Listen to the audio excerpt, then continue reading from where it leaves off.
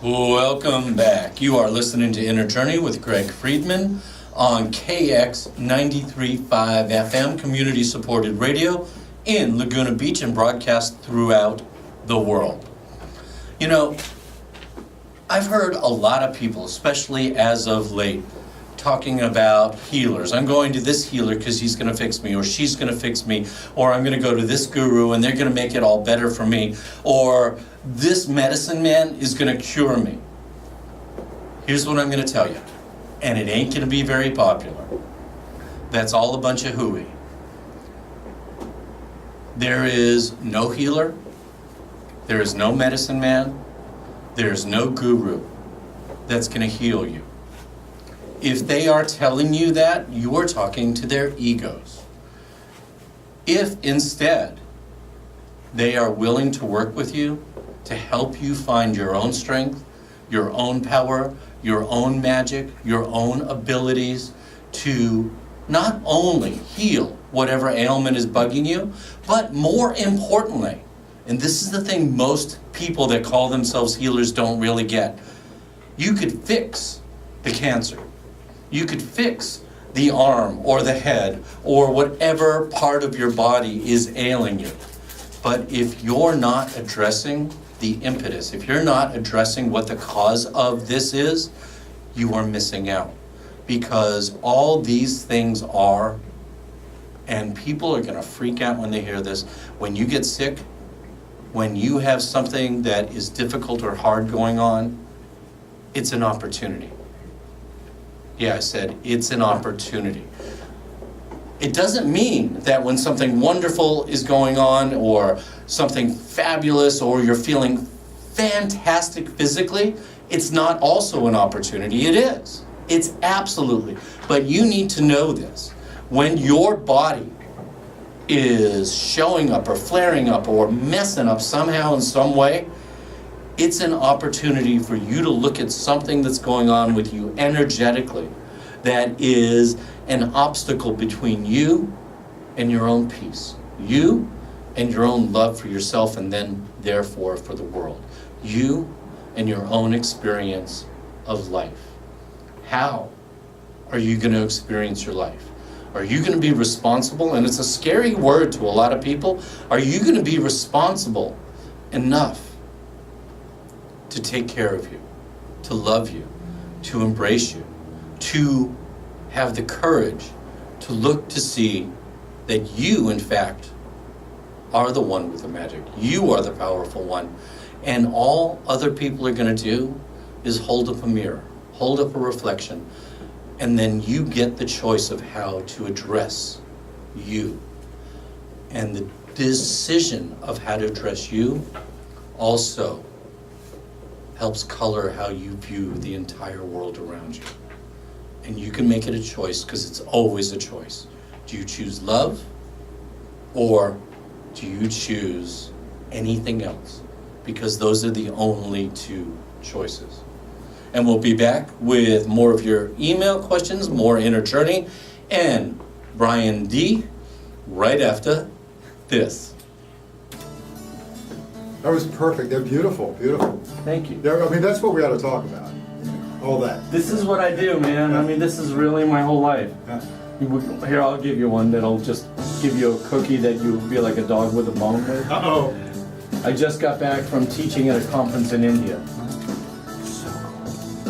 Going out, being flown out halfway across the world to go teach with about 600 really hungry, starving people that are just so jazzed to learn was a gift to me more than anything I could have given them. And were they all from India? Most were, not all. They came from all over the world, but the majority were definitely Indian. It was just so cool. His roommate moved here with him from Maryland and ended up in India this past year and went up this mountain with no shoes on at 4 o'clock in the morning, no water, no shoes. And he said the whole list of lessons that he learned in the process was so amazing. Oh, it's a trip. Made it to the top of the mountain and back, and the sadhus were pointing, give him the directions, and like, you know. He said he tried to run up the mountain, and he this lady that he passed when he was at the bottom of the mountain, passed him when he was running up. He's in a hurry and she's just easing her way up, taking Yeah, photos. that's a life lesson. That's what he said. There's an old story about some guy that goes to Japan to study with somebody that he heard was the greatest karate master ever. And one of the first things he does, he gets in there and he says, "How long will it take me to be a karate master?" And the master said, "Well, if you study 2 days a week, it'll take you 30 years. He said, "Well, how about if I study 4 days a week?" He said, "Then it's going to take you 40 years. And how about if I study 6 days a week?" Because he still wasn't getting it. He said, "Then it's going to take you 60 years. Because it's not about how quickly you go. It's about how present you are." Welcome back. You are listening to Inner Journey with Greg Friedman. And in a little bit, we're going to have Brian D. Hardin come on in and join us on air. And I could try to communicate what Brian does in a whole bunch of words, but I'm going to just say it this way. One word. He does good. That's it. He just does good. There's a gazillion different manifestations of how he definitely tries to be of service in this world, but we'll get into that. And if I tried to explain it now, it would just give you a headache. Trust me on this. But before we get to him, I'm going to take one of your email questions, and we'll see where we go from there. We have Ariel from Austin, Texas, and she's writing in, and she says, "My boss is an insensitive idiot who doesn't know how to lead, only knows how to make himself the 800-pound gorilla that can sit wherever he wants and do whatever he wants with no consideration of others. Aside from looking for a new job, what options do I have?" Well, all right, before we go to the aside, let's start with the one that you already ruled out. Let me tell you, there is no reason on this planet that you have to sentence yourself to hard labor. There are things that we have to endure, absolutely. There are things that are difficult, absolutely. But that doesn't mean that it's a prison sentence. Nothing in this world is a prison sentence. It gets to be a choice. And you get to choose if it's appropriate for you to look around. And in all honesty, you know the old adage, it's much easier to get a job if you got a job. So first thing is, consider that. Second thing, and this is very, very simple. If he is creating a hostile work environment, you can, and it will more likely than not be fairly futile, you can first direct it with him in a way that's non-confrontational. And the way that you do that in a non-confrontational fashion is you talk about how certain things are making you feel. And I tell you to do this because it's inarguable. Nobody can come back to you and say, "You don't feel that way." Well, they can, but it's just silly because they don't know how you feel. Only you know how you feel.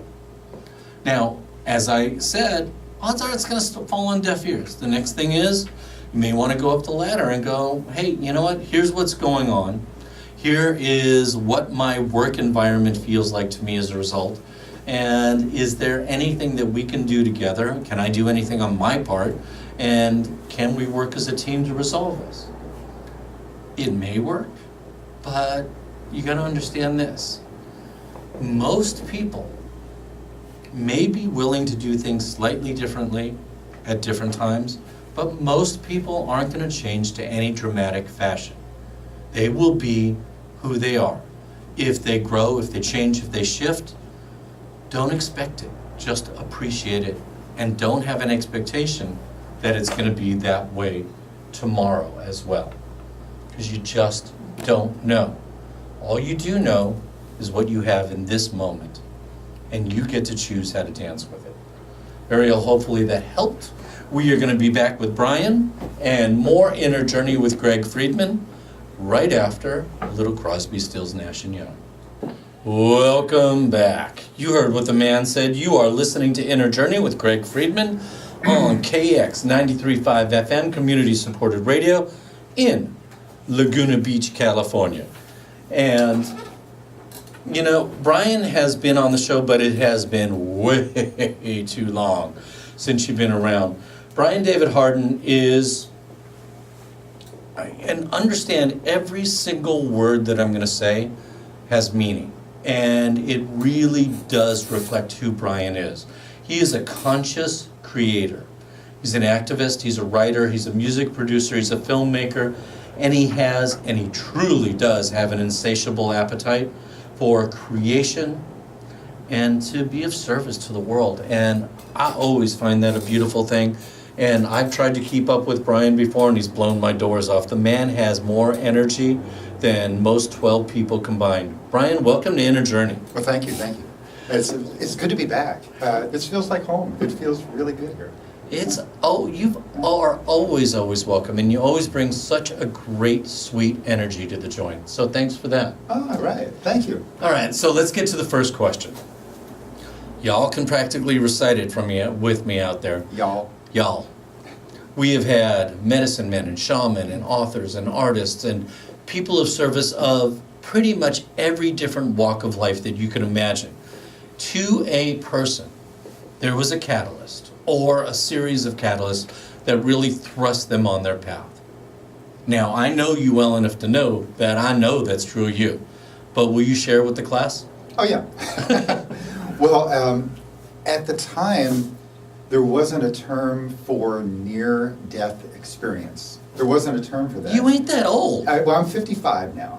And so I was 16 years old. It would have been 1979. Mm-hmm. And, you didn't have a bookstore where you had the self-help book area and the near-death book area. You didn't have that. Instead, you had the local public library. We didn't have the internet and so on. So they didn't have the term. Mm-hmm. At least it wasn't common. And so my big aha moment was I died. And if you have a chance, to die and come back, I think you should do it. It's fantastic. No, I am not letting. You just said, oh yeah, by the way, I died. So casual. And came back. Yeah. Well, that kind of part I figured out on my own. I didn't wait 3 days this time, though. How very Jesus of you. Okay, you died when you were 16? 16. I had a football accident, ruptured spleen, internal bleeding for 7 hours. I ended up dying on the operating table. There's lots of little details, but here's the real cool thing. I'm on the operating table, I go under, and then at some point I come out of my body and I get to view myself from up above. Mm-hmm. And so that's, out of body experience. So I have that, and I'm viewing them trying to save my life.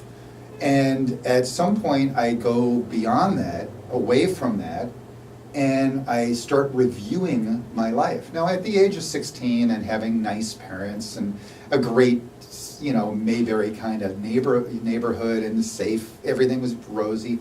My review of my life was all pretty nice stuff. Okay. But here's what I got to review. I got to review all the good stuff and all the bad stuff. And after I got to review something bad or something good, mm-hmm. It was left with the feeling of a question of, did you learn your lesson? Did you learn your lesson? So I had to contemplate the lessons involved with the good and the bad, the yum and the yuck, the positive, the negative. And then everything in life was a lesson, was the information I was getting. So I review my life, and I run out of life review after a short amount of time. Well, you're 16. What do you want? And so it was all the problems, all the victories, all the crises, all the joys that you learn from growing up.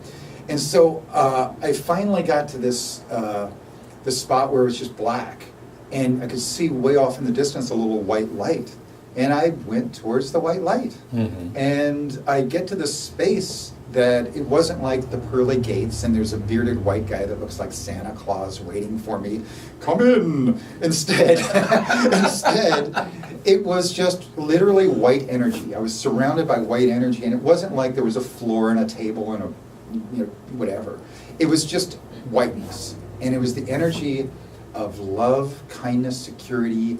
It felt like home. It felt like I was back at the present spot of the origin of life. It felt there was no emotion that was unharmonious. It was all harmony. It was, and at that spot, I knew everything and could feel everything that's ever happened in life, and I could tune into anything. Mm-hmm. Crazy. So I was one with the collective consciousness, the energy of, the eternal energy of God, if you want to call it, or whatever. I was in heaven, if you call it that, whatever. Mm-hmm. I was in a space that it felt like, without language, I was plugged in, I was tapped in. So anyway, I got to that little spot, and there was sort of a feeling of words. It wasn't words, but the question was sort of, have you fulfilled your destiny? So what I know now is I'm a spirit that's got this body, and this body has a temporary little ride, but the spirit's eternal. And so my destiny in this body was to learn lessons and grow, and to share whatever I had to help others learn lessons and grow. And sometimes you're the victim to learn lessons, sometimes you're the persecutor, sometimes you're the rescuer. There's many different ways of being. But anyway, I got to be all those, and everybody does. Right. You know, and even if your persecution is just cutting someone off on the interstate because you were on your cell phone. Right. You know, and so I got to do that, and the energy said, basically, have you fulfilled your life's destiny? Mm-hmm. And my answer was, no, I'm 16 years old and a virgin. Put me back, you know? So I end up going back into that same area, the tube or the whatever review of my life, and I got to review my life again. I got to review, did you learn your lesson? Did you learn your lesson? On the good, the bad, did you learn your lesson? So when I popped back into my body, I got, actually I'll come back to that in a second, because there's another little bit of the story that's kind of funny. I popped back into my body and I opened my eyes, and I'm looking up at the ceiling, and there's a white light up there, you know, like on the ceiling. And it feels again like I'm in that heaven space, or whatever that space is, you know, I don't know what you want to call it. But and I start to move around, and this guy comes up to me, and he's wearing all white. And I said, "Are you an angel?" He says, "No, I'm your nurse." Right. So of course, he gives me some water and says, "Go back to sleep."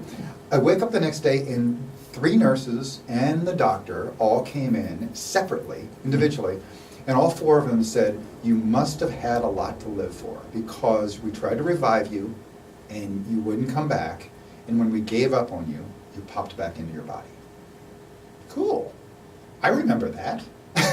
Sure you do. Go back to sleep, right? Mm-hmm. And so I had no one to tell this near-death experience. I didn't have a term for it. I couldn't explain it to anybody. It was just in my head that I'm an eternal spirit, and I didn't have a term for that. Eternal spirit stuck in this body, and I'm just having an experience here of learning lessons of yum or yuck, or positive, negative. Learn your lesson. Did you learn your lesson? Did you learn your lesson? You mean sort of like what I talked about in the opening That's monologue? exactly. Crazy Yeah. enough. Yeah. So let's go back there for a second, because I'm hearing your story, and there are so many things that strike me as though I would do it differently. And even at 16, I think after having had been plugged into the entirety of it all, it would be incredibly difficult for me to come back into this vehicle. And I was 16 years old and a virgin, come on. all right. You know, I was having fun with sports, and everything was good. I had a beautiful life. Yeah. But yes, and I'm not arguing that, I'm not debating it. It's just that there's a beautiful life, and then there's, Ah. and it's like, it's tough for me to go, But there's no time. there is that. And honestly... Do you want to explain to the listeners what you just said, though, Yeah. please? Well, Because I agree. I can also explain that the spirit, if you're a spirit, you want to come learn in the physical realm. This is the play. This is play. The choice is yum or yuck. You know, but you can play, and then you get to go clear out your space and come back again. And you don't necessarily come back as, you know, a white guy or a red guy, a yellow guy, or, you know, or a girl or whatever. Man, male or female, red, white, yellow, or black. They're the same four colors as the four direction colors of the Native American circle. Black and white and red and yellow, and they're the four root races. And so when we say we're honoring all four directions, we're honoring all, Mitakuye-Oyasin, we're honoring, we are all related, and we're all from the stars, we're star beings. We're made of the same stuff as stardust, as all the energy of hydrogen, oxygen, put it all together. And so this space that we're in is literally billions of light years across. Okay, I'm going to jump in because you throw so much information in. Oh, yeah. I want to make sure that our listeners get, because these are pearls. These are really Okay, important let's things go. that you're sharing. So let's back up to the last thing. We hear this term all the time. We are stardust. Yeah. Most people think, oh, they're just being poetic. Elaborate, because I know that it's not about being poetic, but, and you do, but most people don't have any clue what we mean when we say that. Well, the same elements that are inside of us are like, here, you're drinking water right now. Incredible. Hydrogen and oxygen. Hydrogen, explosive, right? Your brain and your body is made of, like, I don't know, 70, 80, 90% water, I don't know. But hydrogen and oxygen, it's the elements of life. Guess what stars are made out of? Guess when we go to another star and the moon or the planet or whatever, and we're looking for life on that planet, what are we looking for? Water. Yeah. You know, water is life. All the Native Americans, when we've done these 1,800 miles with the runs with the Hopi, carrying water we gathered from all around the world, we said prayers with that 1,800 miles of water running. Every step, we said prayers with it, and water is life. Was their message? Yeah. You know, it's the core. So when we're going to other planets, water. Yeah. So, Well, I work with a charity here that puts in water wells all over the world for indigenous tribes because people don't understand here.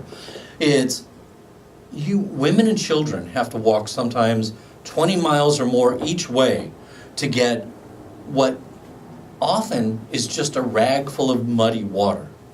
And then they take it back to their tribe. That's their entire life. Or even better, best case scenario, they put a 5-gallon bucket of water on their head and walk 20 miles.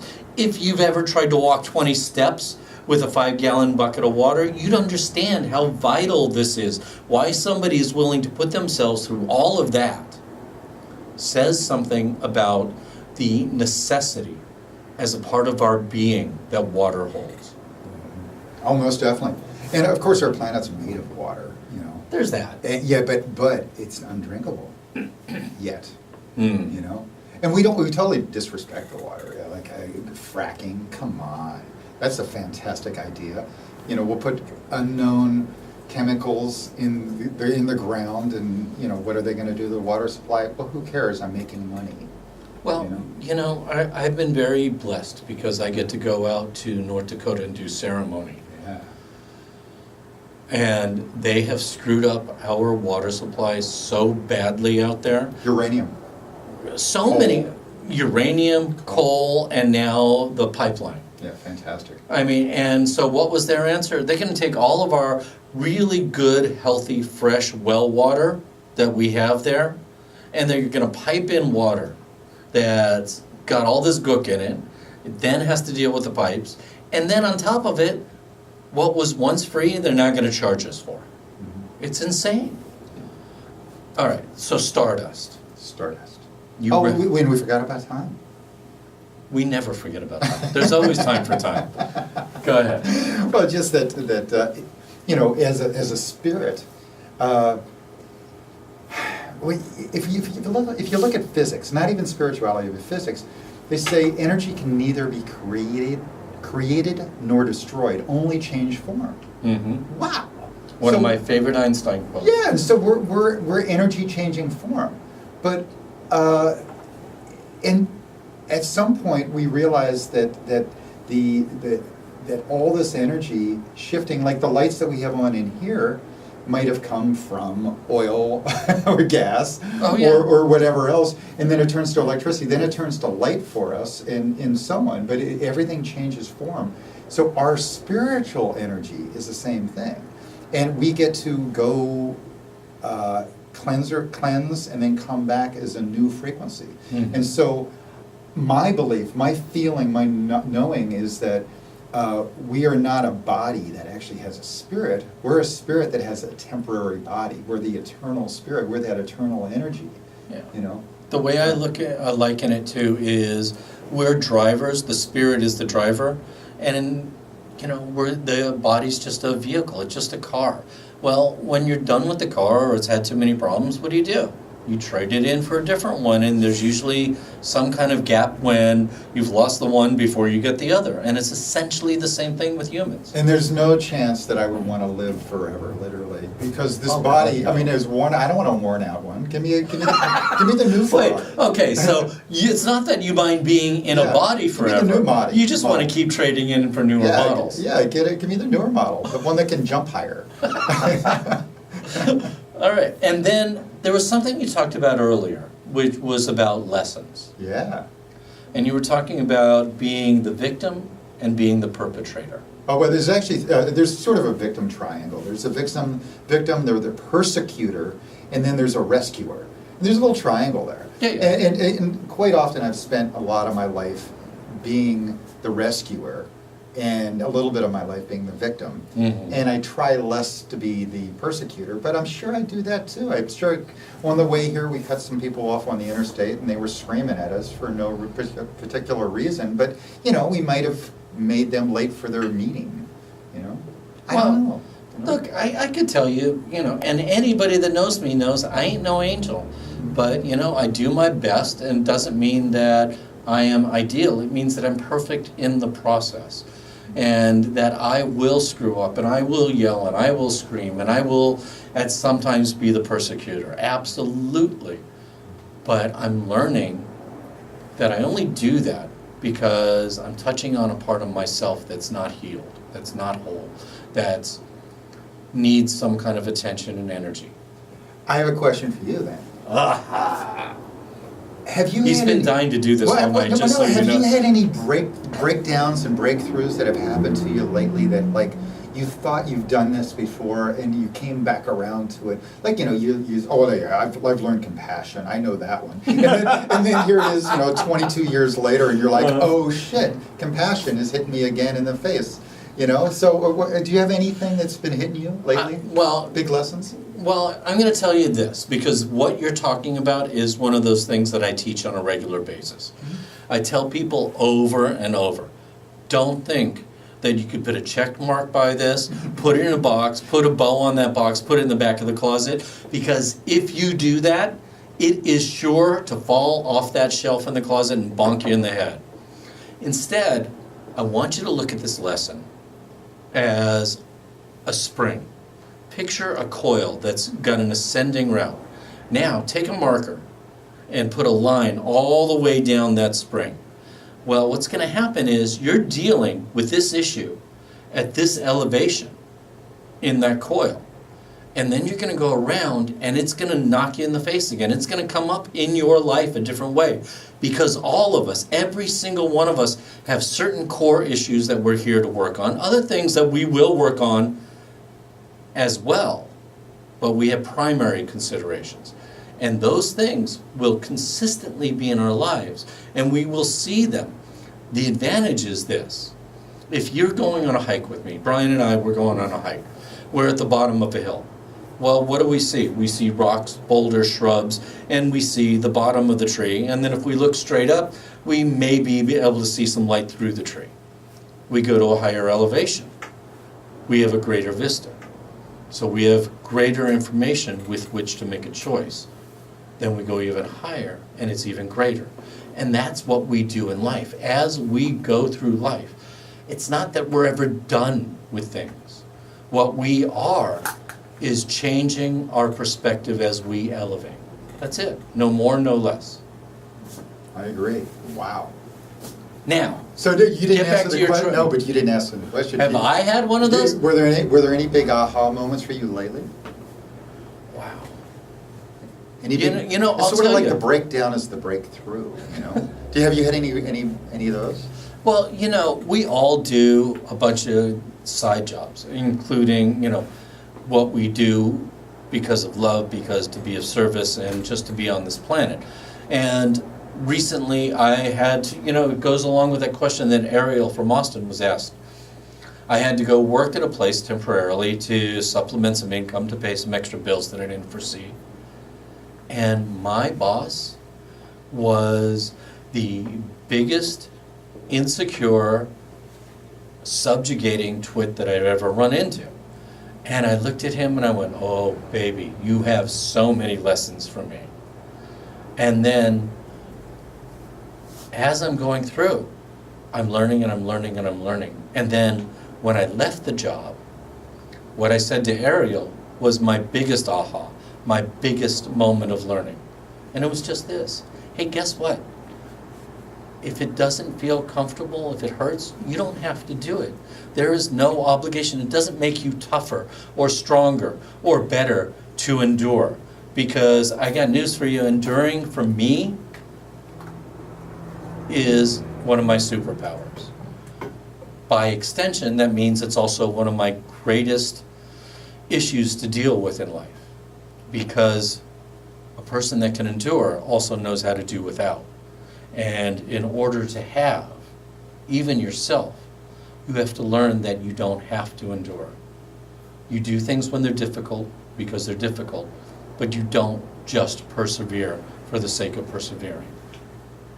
How's that for a story for you? Beautiful. Good. And then we're going to take a break and we'll be back with more Brian And we're David going to Hart. break dance during the break. Don't we always? We'll be back with more Inner Journey with Greg Friedman right after this.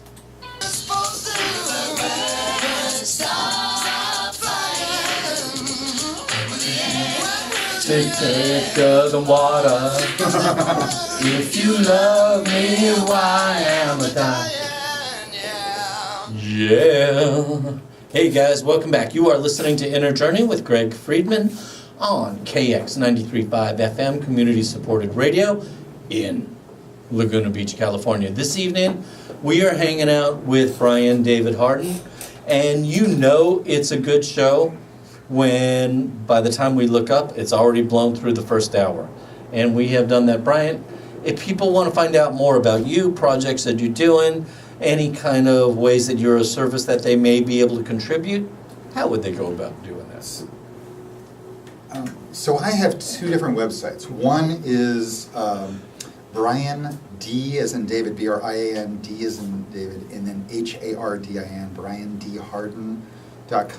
And then the other one is called New Ways with a K, KNEWWAYS, newways.com. And New Ways also has its place of videos on YouTube. So amongst those, what happens is I've got indigenous videos, I've got spiritual talks with different elders and so on, and wisdom keepers, and then I've got my own rants. And trust me, yeah, he does. I got the rants. And then on Brian D. Hardin, it's been more in the past.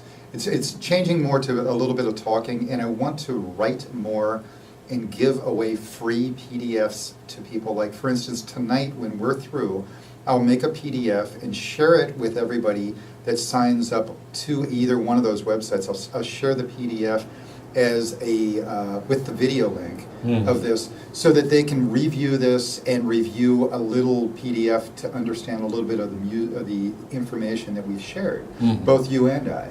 And so I just want to help enlighten and educate people with some level of entertainment and joy in doing it. And that's when I had my near-death experience. What happened was I got the feeling that life is not about what you think and about stuff and all the physical stuff or all the mental and the ego stuff. It's more about our relationships. It's more about our ability to give and share and learn and grow and share all that wisdom with others. So I look, I'm certainly not the wisest person in the room.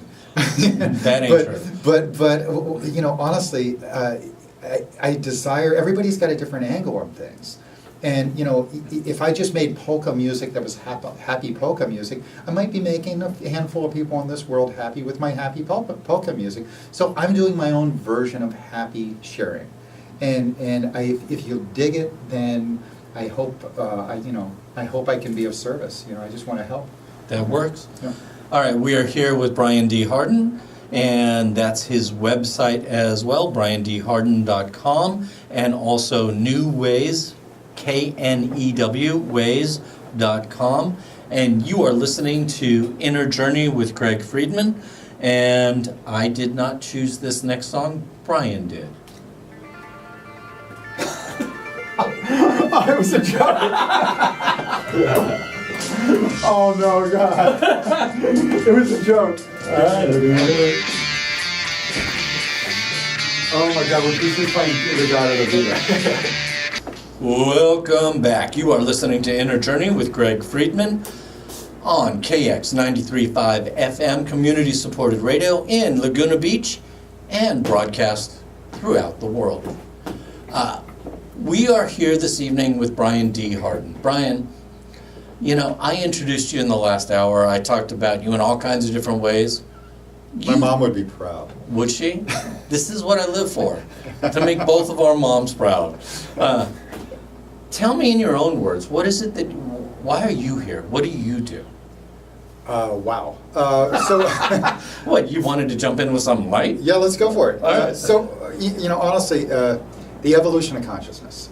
So New Ways to Evolve is what that newways.com is. And it's actually old ways in a lot of ways. Can you use ways in a sentence? Yeah, exactly.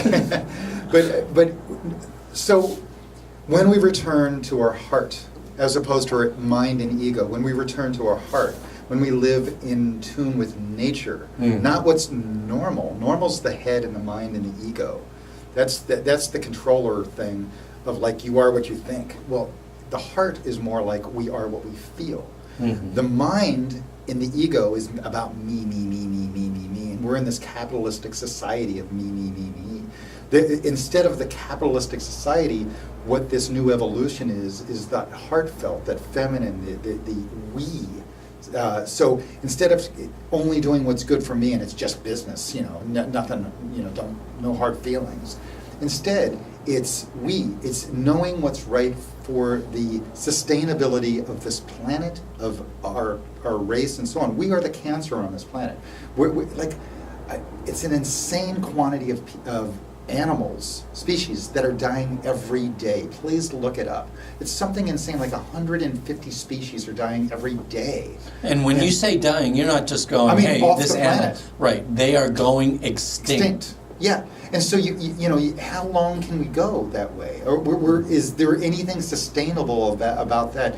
You know, and then our capitalistic society is based on a monetary system that literally has no value. Used to be the gold standard. You know, trade gold coins and silver coins and so on. No. We got off the gold standard in 1972. Nixon put the last nail in the coffin on that. And so since then we've been on consumer confidence. Do you know, that was about the time that we went from citizens to being consumers. And so suddenly we're consuming. And now the entire world is wanting to consume. It's a disease that the whole planet has right now. We've been wiping out indigenous we've been wiping out lands, we've been destroying the oceans, you know, our fresh water, fracking. Oh, it's just money, right? So all this based on a monetary system that has literally no value. And so, you know, you ever hear of a guy named Chris Hedges? He's a writer, and he says, we now live in a nation where doctors destroy health, where lawyers destroy justice, where universities destroy knowledge, where governments destroy freedom, where the news press destroys information, where religion destroys morals, and our banks destroy the economy. Okay, wait a second. Wait. I'm going to be a pain in the tushy. Oh, good. and I'm going to ask you to repeat that entire thing just a hair more slowly. I'm going to mime it this time. Thank you. Actually, if you could do some kind of interpretive dance, I'd really appreciate Good, it. here it comes. We now live in a nation where doctors destroy health, where lawyers destroy justice, where the universities destroy knowledge, where governments destroy our freedom, where the press, the news press, destroys information, where religion destroys morals, and our banks destroy the economy. And we're basically living in a sick society. Our entire system is sick. And I did this thing with Deepak Chopra back around the year 2000, and he was part of this thing called An Alliance for New Humanity. And all these thousands of Nobel Prize laureates and big famous people and whatever, peasants and also nobodies and somebodies all came together and they wrote out all the problems of the world. And they put those problems in categories, and they put the categories in categories until they came up with these 4 problems of the world. One, and there's no order, this can go in any order. One is ecology. We just said we're destroying Mother Nature. And we live on a planet that's finite and we treat it like it's infinite. And how much more destruction can we do to the water, to the air, to the, on and on. At some point we're over mass populating a space that's too small, and so ecology. Another one's economy. Number 2 is economy. And it's once again where I said that we're living with a financial system that fractional reserve banking. Please look that one up. Fractional reserve banking. Let's do a little study on that. It'll blow your mind. You'll think, oh, we're in a scam, right? And then Federal Reserve, IMF, just look up some of those and ask the world what the real truth is. And you'll find out a lot of good information. So anyway, ecology and economy, that we're all enslaved to this economy that literally is valueless money. And it's based on infinite debt. So we've got a finite world that we're treating like it's infinite. And we've got a useless monetary system that everybody's enslaved to with infinite debt built into it. It's insane. Right? So we're all just clawing for and it keeps us in competition. There's that mind-ego thing again, instead of the heart and the we. So it's gerbils on cocaine on wheels. Yeah, ecology and economy. And then the third one, there's 4. Ecology, economy, war or violence is number 3. And now with that war or violence, it could be the way we treat our children. You take your child, he just hits, his sister or something, and you go hit him, and you go, don't hit, and you hit him, right? It's insane. And we do the same thing with war and other governments. Like we persecute other governments because they're persecuting. It's insane what we do. And we repeat the same thing. We're all hypocrites, And so instead of violence, that's caveman, physical. Body, mind, spirit. Instead of physical, we could talk to someone and say, what? Yes. And we could communicate. And quite often, like here with the children, instead of hitting the child, a lot of times what the child needs is to be talked to. Hey, Johnny, you can't hit your sister. You did something wrong there. That's bad. Don't do that anymore because that's not good. And then the kid can recognize that. Or there's this third part. Body, mind. Mind was that one. The spirit. What often, when a child acts out, or a country acts out, or something's acting out, the screaming baby, it wants attention. And what the attention it wants is some level of love and recognition and joy and happiness and connection. And so the bad child really might want a hug, might want recognized and appreciated. No, might. My favorite Marianne Williamson quote ever is everything in this world is either love or a call for love. It's that. No more, no less. If somebody's acting out, they're calling to be loved. They're calling to figure out a way to receive love. They're calling to have a hurt healed, and that can only be healed by love.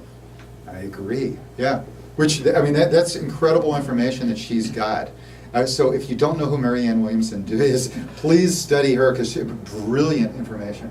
So then the fourth one is ecology, economy, war, and then the fourth one is what I'd call isms, personal preferences, racism, or religion, and so on, where it's all personal preferences. So I hate you because you got a different skin color, or you're a different age, or you're from a different city, or a different country, or you speak funny languages, or you worship a different imaginary thing up in the sky, or whatever. But, or even more personal, or a bomb with your country's flag and name on it came and took away my family. Yeah. I mean, it gets a whole bunch more intimate than that. Mm-hmm. And that's a great example of something being a call for love. Mm-hmm. Because that person is acting out because they feel perpetrated upon. They feel powerless.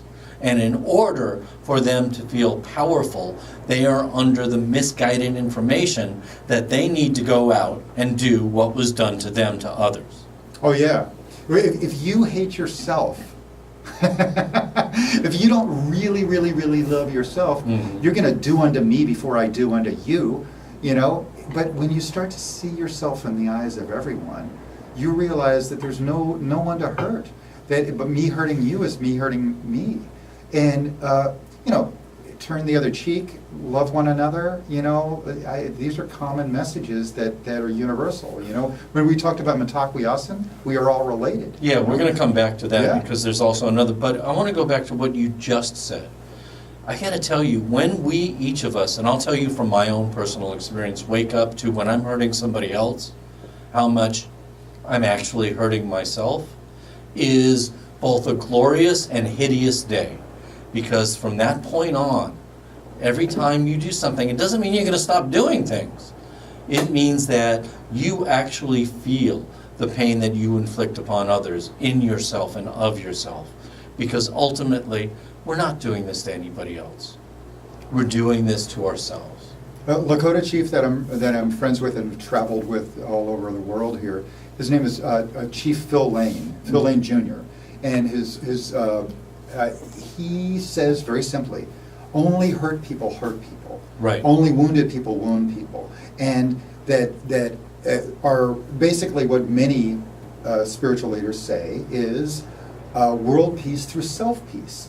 And so when you start to forgive, I mean, basically it's like carrying around a big hot coal, like I'm going to throw it at you, and carrying it around for years, right? Mm-hmm. This misery that I've got, and I'm going to throw it at you, and all it's doing is burning me every day. And, you know, at some point, you just done yourself a disservice. Forgive. So, you know, with Lakota, they have a thing called Woe-be-da or Woe-be-la. Lakota is la, and Dakota is Woe-be-da, and it's giving thanks. And you know, what we started off with was yum or yuck. Your brain can only think of one thing at a time.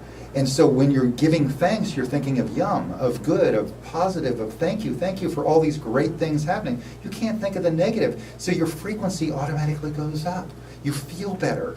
You connect with the world. You connect with all the good other yum.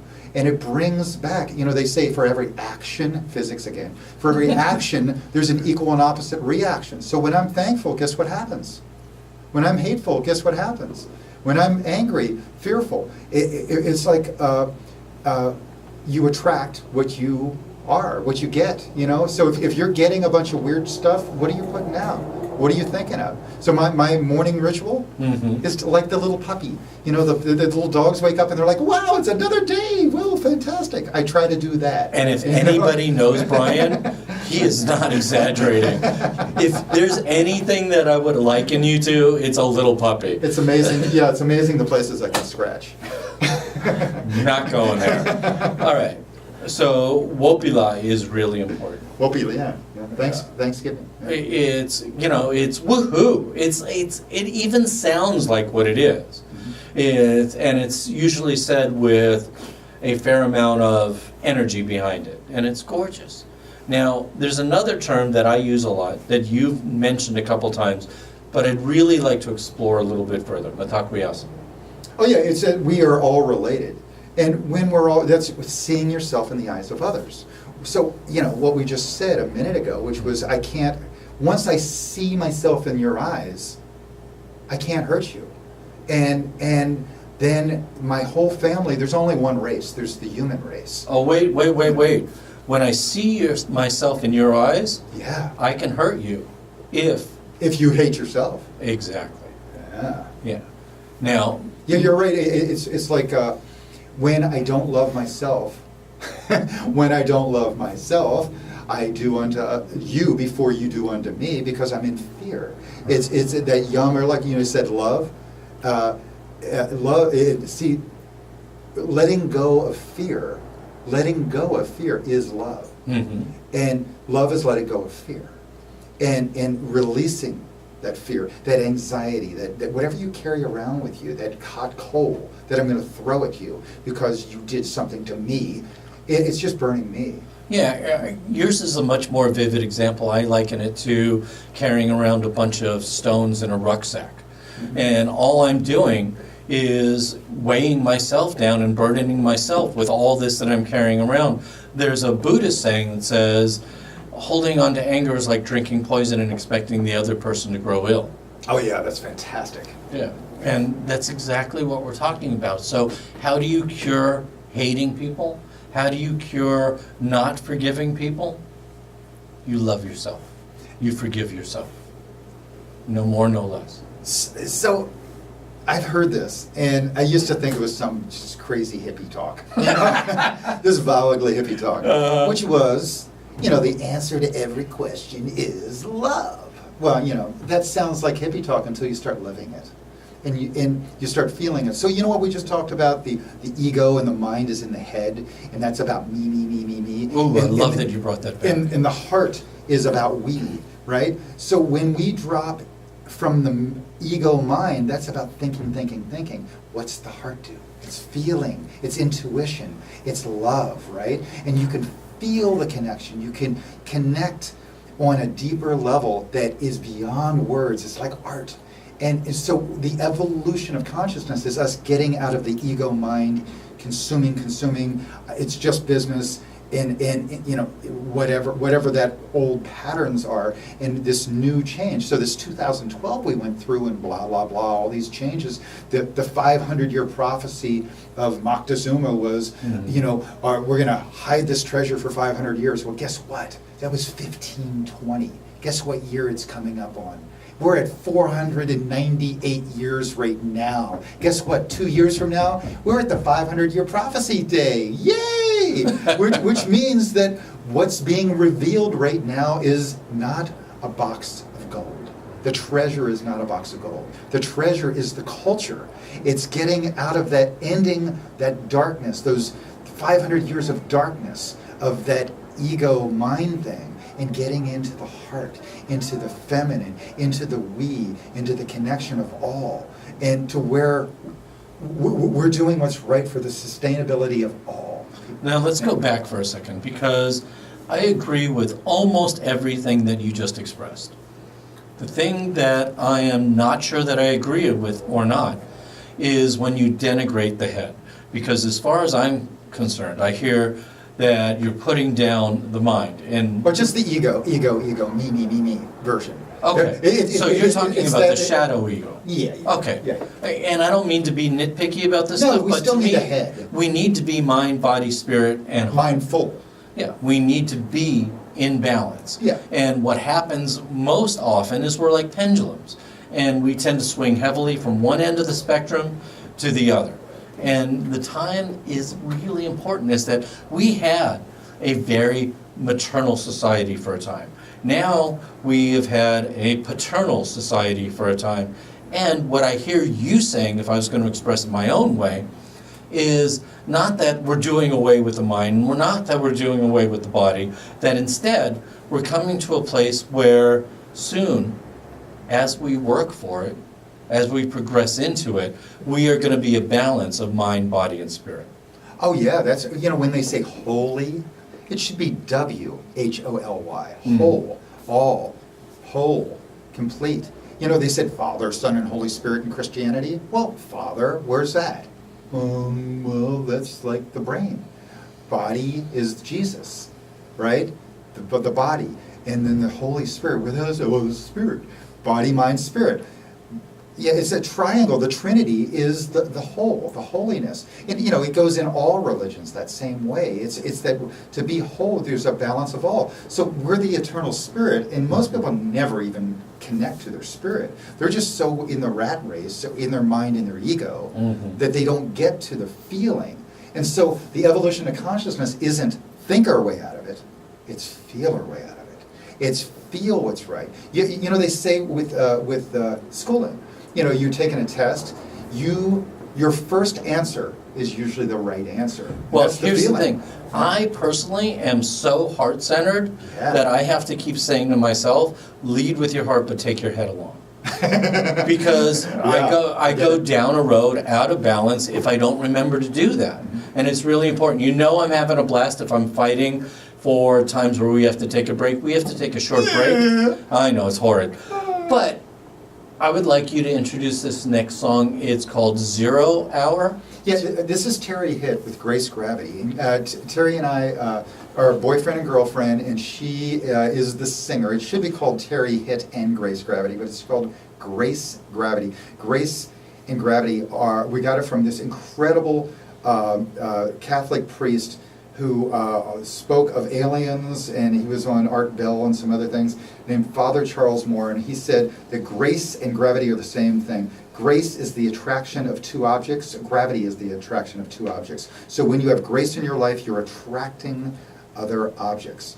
And so she said, that's brilliant, let's call the band Grace Gravity, and you don't argue with her. So, so anyway, no, she's brilliant. Anyway, this song is just amazing. This is about the times we're in, that the evolution of consciousness, 0 hour, there's no time, and that of course, this evolution in consciousness, we're getting to a place of feeling, of love, of kindness. Answered every question? Love. All right. We are here with Brian D. Hardin. You are listening to Inner Journey with Greg Friedman, and this is Terry Hitt and Grace Gravity singing 0 Hour.